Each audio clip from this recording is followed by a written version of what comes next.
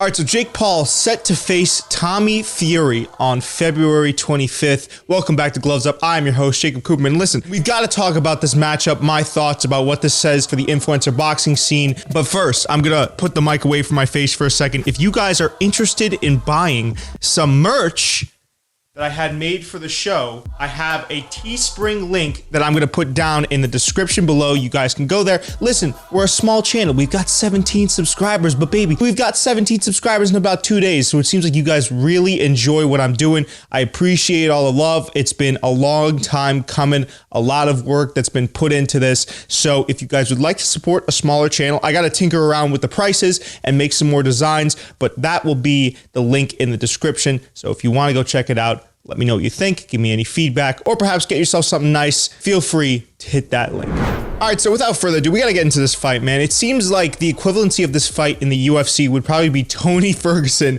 versus Khabib Nurmagomedov. Of course, I don't think the fans are really clamoring to see Jake Paul versus Tommy Fury. I'm not clamoring to see Jake Paul versus Tommy Fury. I mean, when it got canceled, it wasn't like a oh my God type of moment for me. It was more so a, oh, okay. It's not even because, you talk about the steps that Jake has gone through, right, to get to where he is now, and the carefully picked opponents that he's had put in front of him so that he can kind of carve out his legacy or carve out the narrative the way that he wants it to be carved out. Tommy Fury is actually a great next step in that he is a pro boxer, right, and he's not too good so that he's going to make Jake look foolish in there. I really don't care about Tommy Fury. I gotta be honest. I don't think he has a lot of marketability coming into this fight. I don't particularly want to see Jake Paul knock him out. I don't want to see him knock Jake Paul out. I know that was how Paul got a lot of attention earlier on in his career, was he would talk a bunch of shit and guys would step up to face him and everyone wanted to see him get knocked out.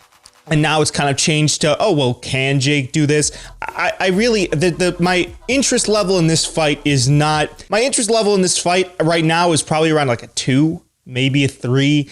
I tune in because it's Jake Paul and because I like to see him fight. But man, I mean, if I fell asleep during the card, I wouldn't wake up the next day and be like, missed a classic.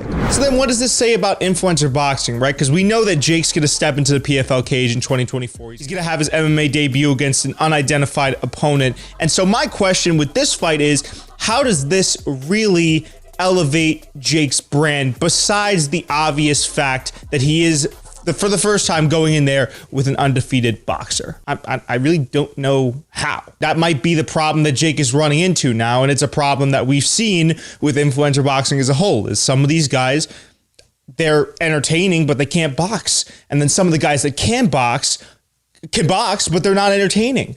It's definitely a conundrum for sure, because it leaves you kind of in this impasse.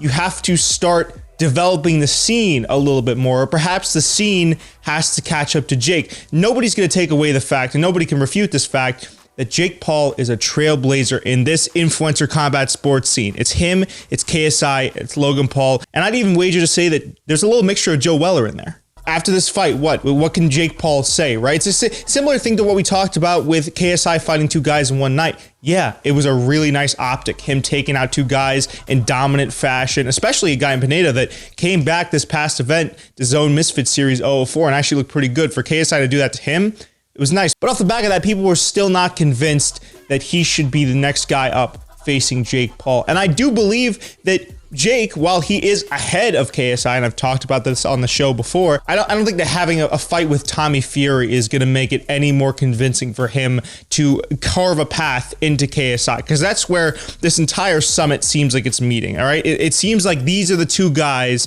right? Your father and your mother, the 2 founding fathers of the sport, going up the mountain, and then they're going to meet at the summit, and they're going to make this super fight. Then you could ask a question, maybe we'll do another video on this, it's like, what happens after that fight? Where does that take the scene? But right now, Jake Paul is running into this unique problem, which is he's running out of guys to fight in his skill set, his bracket of skills that are also going to be entertaining foils to Jake. Now, Jake is really good at marketing a fight, but there does come a certain point where you can't do the dance alone, right? You have to have a willing dance partner in these types of things, especially in the influencer boxing scene where there's so much more of an emphasis put on the entertainment side rather than the combat sports side. Of course, let me know any suggestions you'd like to see for content, as I am working this channel up and just trying to get a gauge for what everyone wants to see at the moment. So let me know all that stuff down in the comment section below. Don't forget to like, subscribe, hit that notification bell, because I'm going to be uploading pretty concurrently on this channel, and I will see you in the next video. Peace.